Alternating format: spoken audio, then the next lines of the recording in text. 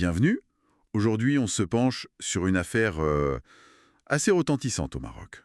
Oui, tout à fait. La comparution, c'était le 21 décembre dernier, de deux personnalités politiques et économiques, Saïd Nassiri et Abdenbi Bioui. Ils étaient devant un juge d'instruction. Exactement. Et c'est une affaire, disons-le, complexe, avec des accusations très très lourdes de trafic international de drogue. C'est ça. Alors, pour être clair, on s'appuie ici sur des extraits d'articles de presse qui racontent un peu les faits. C'est l'affaire dite du Malien. Voilà. Et notre but, c'est d'essayer de démêler un peu tout ça, comprendre qui est qui, de quoi on parle exactement, et comment on en est arrivé là. Alors justement, qui sont ces protagonistes? Saïd Nassiri, c'est pas n'importe qui. Ah non, clairement pas. Il est parlementaire, membre du PAM, il est aussi président du conseil préfectoral de Casablanca. Et Président du club de foot, le Wydad. c'est ça, une figure très connue. Et Abdenabi Bouyoulal, lui aussi du PAM, président de la région de l'Oriental, et c'est aussi un poids lourd dans le secteur du BTP. Donc, deux personnalités bien installées. Absolument. Et c'est là où ça devient particulièrement frappant. On a la parole d'un baron de la drogue, qui est déjà condamné, contre ces deux piliers, on peut dire, de l'établissement politique et économique. Et ils ne sont pas seuls dans cette affaire, d'ailleurs. Non, non. Ils font partie d'un groupe de 25 personnes qui ont été déférées devant la justice. Au départ, l'enquête de la BNPG, la Brigade nationale de la police judiciaire, visait même plus de 40 personnes. D'accord. Et les accusations, on peut en dire un mot? Elles sont graves, j'imagine. Ah oui, très graves. On parle de trafic international de stupéfiants, bien sûr, mais aussi de blanchissement d'argent, de faux et usage de faux. Faux et usage de faux. Dans quel contexte?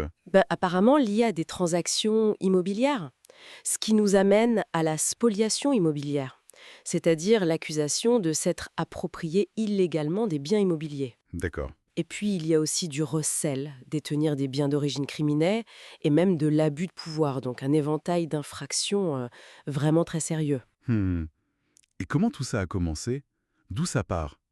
Qui est ce fameux Malien dont on entend parler? Alors, le point de départ, c'est une personne, El Hadj Ahmed Ben Ibrahim, surnommé le Malien. Ok. C'est un baron de la drogue, connu des services, et qui purge déjà une peine de 10 ans de prison. Il est incarcéré depuis 2019. Et c'est lui l'accusateur principal? C'est ça, apparemment, c'est depuis sa cellule à El Jadida qu'il aurait commencé à accuser nommément Nassiri, Bioui et d'autres personnes. Et qu'est-ce qu'il leur reproche, concrètement, selon les informations disponibles? Les sources rapportent qu'il les accuse de l'avoir spolié, donc de lui avoir pris plusieurs biens pendant qu'il était en prison. Ah oui? Quel type de bien? On parle d'une villa à Casablanca, d'un appartement et aussi de véhicules de luxe. Il dit aussi qu'ils auraient pris le contrôle d'une de ces sociétés de façon frauduleuse. En gros, il dit qu'ils ont profité de son incarcération pour le dépouiller. C'est l'idée générale, oui. C'est quand même une dynamique particulière. L'accusateur est lui-même un criminel condamné. Comment est-ce que ces accusations ont pu mener à une enquête officielle visant des gens aussi influents? C'est là que la presse joue un rôle clé, en fait. Ah, L'affaire a vraiment éclaté au grand jour l'été dernier, après la publication d'un article dans Jeune Afrique. d'accord. Cet article décrivait les liens présumés entre des personnalités marocaines, sans les nommer directement, au tout début d'ailleurs, et ce Malien. Et c'est ça qui a déclenché l'enquête.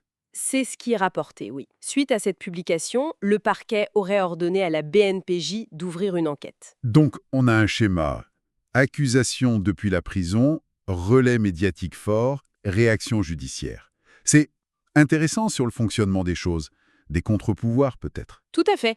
Et il y a un autre élément, un détail de procédure qui est mentionné dans nos sources, qui ajoute encore une couche de complexité. Ah oui? Lequel? Au moment où l'article source a été publié, il était déjà question, d'après des sources judiciaires citées, d'une possible mise en liberté provisoire, sous caution, pour au moins un des principaux prévenus. Une libération provisoire, déjà. Si tôt dans la procédure, et avec des charges pareilles, c'est surprenant. C'est ce que les sources indiquent. Alors forcément, ça pose question sur la suite, sur la dynamique du dossier. Est-ce que c'est courant? Est-ce que c'est lié au statut des personnes? Difficile de se prononcer à ce stade, mais c'est un point qui interpelle, oui. Ok, donc si on résume, on a Nassiri et Bioui, deux figures politiques et économiques importantes. Ils sont au centre d'une enquête majeure pour trafic de drogue, spoliation. Oui. Blanchissement, faux, abus de pouvoir, oui. Et tout ça serait parti des déclarations d'un narcotrafiquant depuis sa cellule, amplifiées par un article de presse. C'est exactement ça.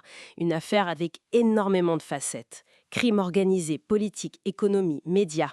Et pour finir, cette mention d'une possible libération provisoire qui arrive très très tôt dans le processus. Précisément.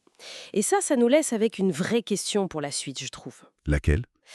Le fait que cette possibilité soit évoquée si rapidement pour des faits aussi graves et des personnalités aussi exposées, qu'est-ce que ça nous dit? Qu'est-ce que ça pourrait indiquer sur les défis qui attendent l'instruction? Est-ce que c'est un signe peut-être de la difficulté à venir pour établir les faits dans un dossier où les enjeux de pouvoir sont manifestement énormes? C'est une réflexion à garder en tête, je pense, en suivant les développements de cette affaire.